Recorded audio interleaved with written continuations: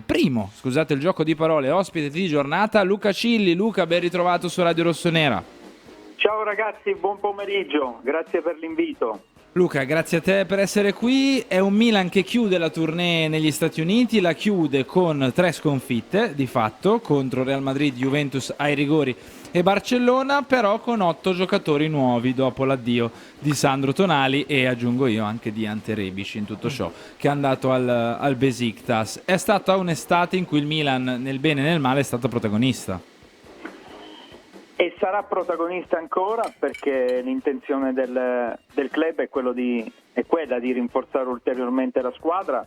Nelle prossime ore arriverà Musa, che di fatto è l'8º acquisto di una sessione estiva, dove il Milan ha deciso di rivoluzionare non solo la squadra ma un po' tutto, sia dal punto di vista dirigenziale che per quanto riguarda l'organico.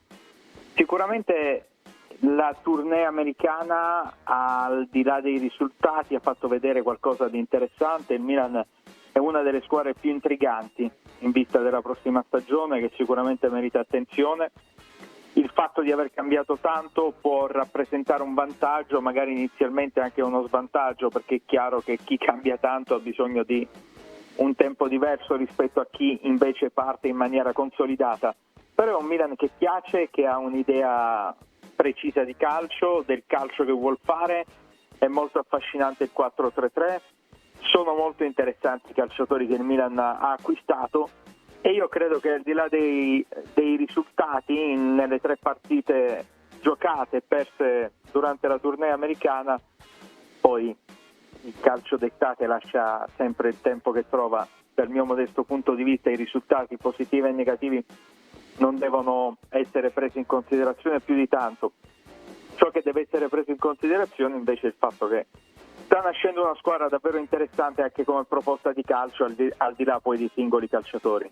Luca, qual è la cosa che ti ha colpito di più di questo mercato del Milan? Le tempistiche, la rapidità, magari un nome rispetto agli altri? C'è qualche aspetto che ti ha fatto dire cavoli, però il Milan quest'estate sta viaggiando?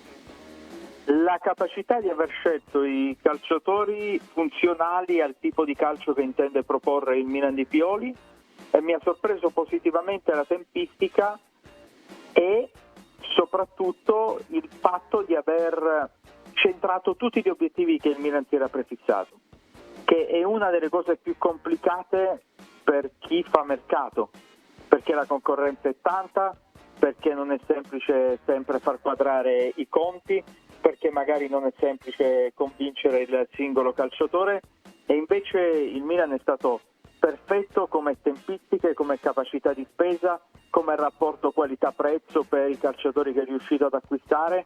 Io credo che il Milan in questo momento sul mercato è stata protagonista non solo perché ha movimentato parecchio in entrata e farà altrettanto in uscita e non ha affatto concluso la sua sessione estiva di mercato, ma ciò che è giusto sottolineare è anche la qualità del lavoro, la tempistica, la spesa e i calciatori acquistati, che rappresentano sicuramente un investimento per il presente ma anche per il futuro.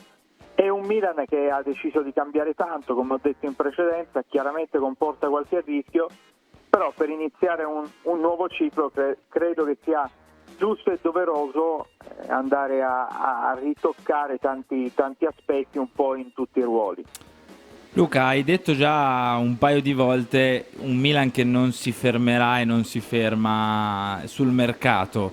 Quali pensi che possano essere i prossimi colpi o i prossimi movimenti, soprattutto per quanto riguarda il mercato in entrata? Poi arriviamo anche alle uscite, però in entrata pensi che si possa fare qualcosina in mediana, oppure sul terzino di destra, oppure per la punta, dato che Okafor, sì è vero che può fare il vice Giroud, però lui stesso si è autodefinito un po' il gemello di Leao.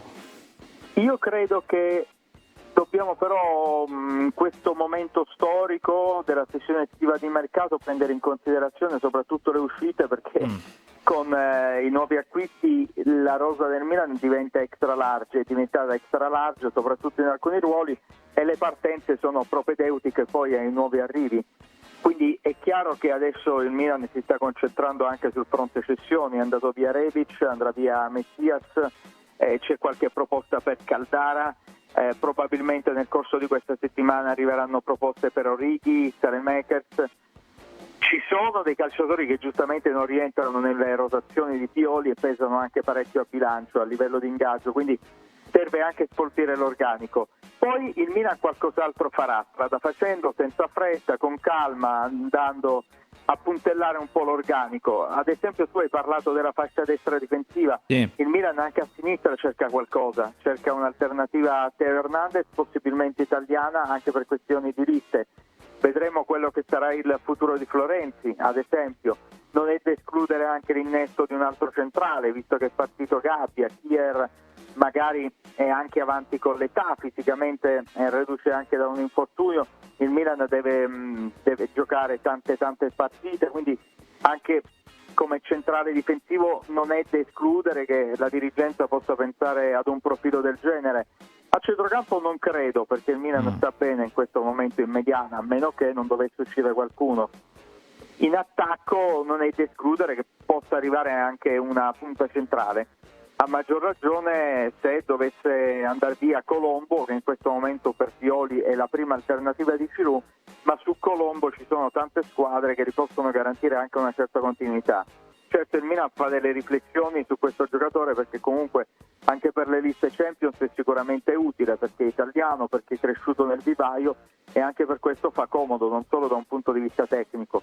Poi ripeto, in questo momento è la prima alternativa all'attaccante francese, però ci sono tanti giochi ad incastri, uscite possibili, presunte, probabili, che potrebbero portare dei nuovi acquisti, soprattutto in queste zone di campo. Per quelle che sono le informazioni, le nostre informazioni, poi sai, il mercato è talmente particolare, cambia in un batter d'occhio. Cambia in un batter d'occhio. Luca, e De Ketelaere?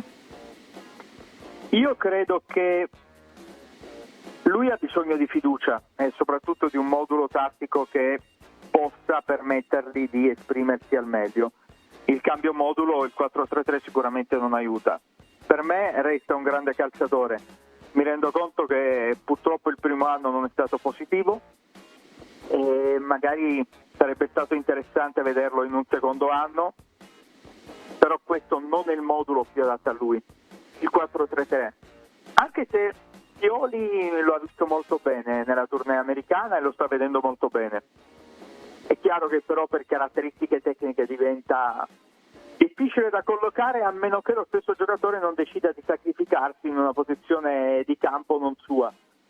È chiaro che il Milan sicuramente, se dovessero arrivare offerte veramente concrete, le prenderà seriamente in considerazione, ripeto, anche per questo cambio modulo che per uno come De Ketelaere sicuramente non aiuta. Luca, ti faccio l'ultimissima domanda e poi ti saluto. Pensi che, viste le responsabilità che ha e le aspettative che ci sono anche sul Milan per la prossima stagione, possa essere una sorta di all-in per Pioli quest'anno? No, non credo. Non credo che debba essere un all-in. Stefano Pioli sta portando avanti il suo percorso, ha dimostrato già di essere un allenatore da Milano con i risultati, perché poi il calcio corre veramente veloce e si dimentica presto che Pioli ha ereditato questa squadra probabilmente in uno dei punti più bassi della sua storia recente, è riuscito a centrare la qualificazione in Champions League, a vincere lo scudetto, a raggiungere una semifinale di Champions League, a valorizzare tanti giocatori, quindi io credo che non sia un all-in, sia il procedimento e il proseguimento di un percorso naturale che ha dato i suoi risultati e che quest'anno la dirigente Pioli sperano possa restituire altri risultati importanti e positivi ad una squadra che però dobbiamo considerare che ha cambiato tantissimo e soprattutto all'inizio potrebbe trovare delle difficoltà. Luca, grazie mille, buona giornata, buon lavoro, buona estate, oserei dire, ci risentiamo magari ragazzi. Più avanti per l'inizio della stagione. Ciao, grazie mille. Ciao Luca, grazie. Ciao ragazzi. Ciao, salutiamo Luca Cilli.